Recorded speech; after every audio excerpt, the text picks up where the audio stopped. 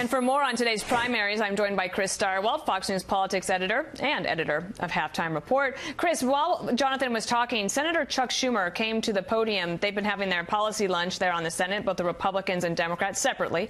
When Chuck Schumer came out, he spent about 15 seconds talking about North Korea, and then he immediately pivoted to health care.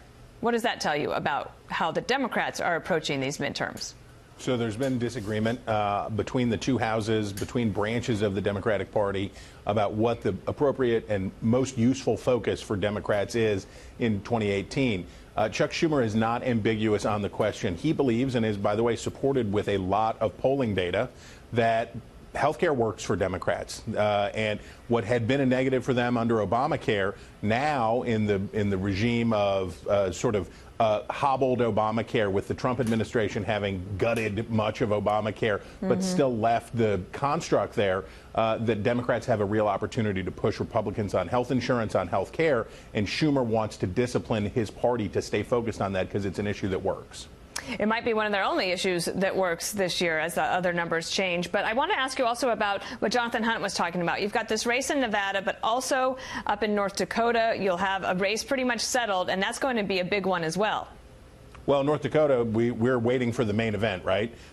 We have two, because it is a sparsely populated state. North Dakota's congressman, Kevin Cramer, is elected at large. So this is one of those rare circumstances where you're going to have somebody running for Senate who has already been elected by the voters statewide, going against Heidi Heitkamp, a freshman who, by the way, has won the favor of President Trump. She is a Democrat, but he obviously likes her, gives her a shout out, shaking the hand, tells her that she's doing a good job, and she has been sympathetic to him.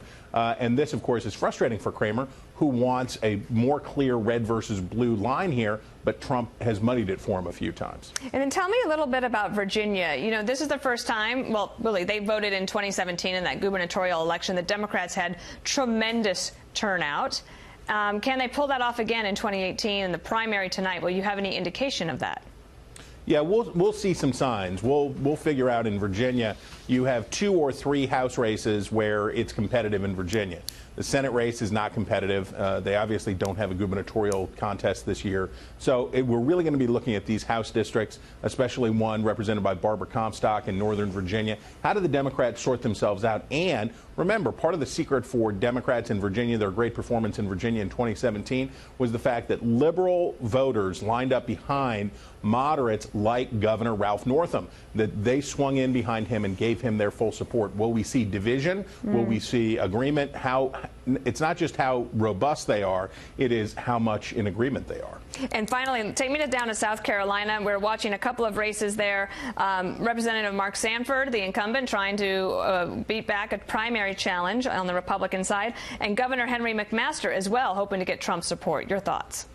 I think McMaster, if McMaster is not fine, that would be a real shocker, because he is sort of the soul of the state's political establishment that predates Nikki Haley, the revolution that Nikki Haley brought to the state. So he is of the old guard, but he also has the support of the president. So he ought to be fine. Sanford's in a difficult spot. He has carved out a good second career for himself as a congressman, sort of a roll up your sleeves, do a good job kind of congressman, low profile after the scandal and the governorship and all of that stuff.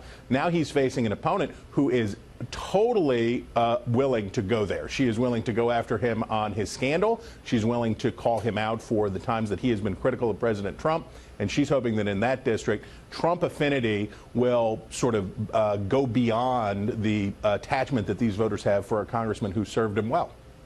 All right. Well, are you going to stay up late for these results out of Nevada? Heck yeah. Shannon Bream and I will be right here, here in the Washington studio. At 11 p.m. Call it with Chris and Shannon. A little segment you guys could have. All right, Chris Stirewalt, thank you.